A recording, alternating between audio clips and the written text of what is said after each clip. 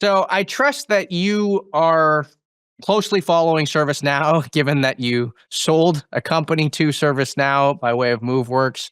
What did you make about the market jitters this week that companies making another acquisition, stock falls more than I think it was 11%. I mean, we wrote last night in our nightly briefing, it seemed like a little bit of an overreaction given the company is still growing pretty healthily and the rule of 40 is far north of that.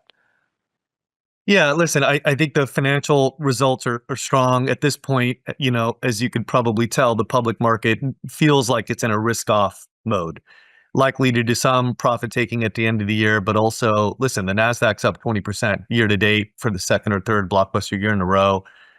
And I think everyone's still sort of worried, investors alike, about which companies are AI haves versus AI have-nots. Who are the AI beneficiaries?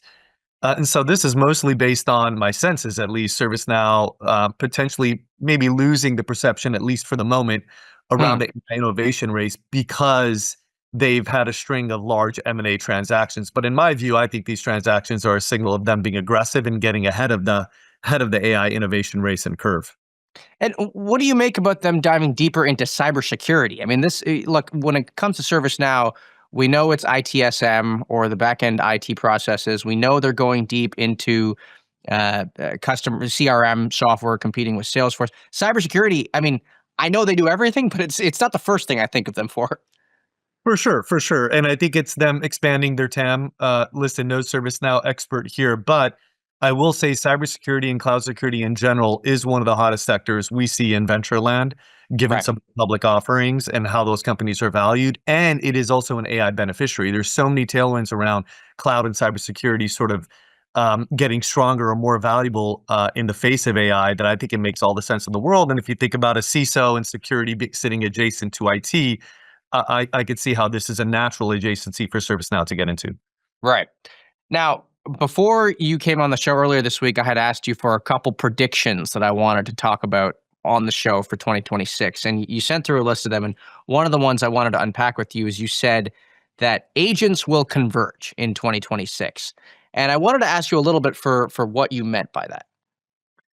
Yeah, I think the right now we have a bunch of agents that are focused on very narrow slices, and I do think that there is an opportunity for enterprises to have one singular agent, for example, responsible for customer conversations. Right now, there's agents that do very thin slices of conversations as it relates to customer support or sales or marketing, for example, on behalf of a merchant or an enterprise talking to end consumers. I think there's going to be some sort of orchestration layer that may be sort of obfuscated from the end user customer in that case, or specifically one agent that is going to sort of converge across everything on the enterprise. I actually think even more exciting maybe for us as consumers, you're going to see that on the consumer side. Everyone's been talking about an operator agent Yeah. being able to book your tickets in restaurants. I think you're also going to see that on the consumer side finally start to unlock. Right. And so what happens to the startups here that are playing sort of in these silos? I mean, this is a conversation we have on the show all the time. It feels like these enterprise software companies are really starting to converge. Is this consolidation? Is this acquisitions? Is this M&A? Well, I think most of the companies that are in the startup phase mostly grow organically. And so you're going to see them sort of just expand their set of use cases and training for the enterprises that they serve and their set of integrations in order to nail more conversations than just sort of one type and one modality. Hmm. And so that's how I think you're going to see startups sort of tackle it. I think more so than that, I think the signal to noise ratio in 2026 is going to be at an all-time high. And one of the hardest things of our job right now is there's a lot of noise out there. Who's actually generating ROI and value to the enterprise? I think it's not just because the startup's going to become better, but the enterprises are going to learn how not to experiment, how to procure actually the best AI agent products. And so you're Hmm. going to see a lot more signal in the enterprises, and those studies like the MIT one that we had a few months ago are going to sort of flip on its head come 2026. And so that's what we're most excited about. Now, another prediction you had is you said that Anthropic will discover its next major application. We obviously associate Anthropic and Claude with their coding traction that they've gotten. But what do you think that next application is? Yeah, listen. I think that these folks are going to pick off the widest and most homogenous sort of application areas. So maybe it could be customer support or something where whether you were a large enterprise or an e-commerce merchant, the amount of training and fine tuning integrations that you need might not be that disparate.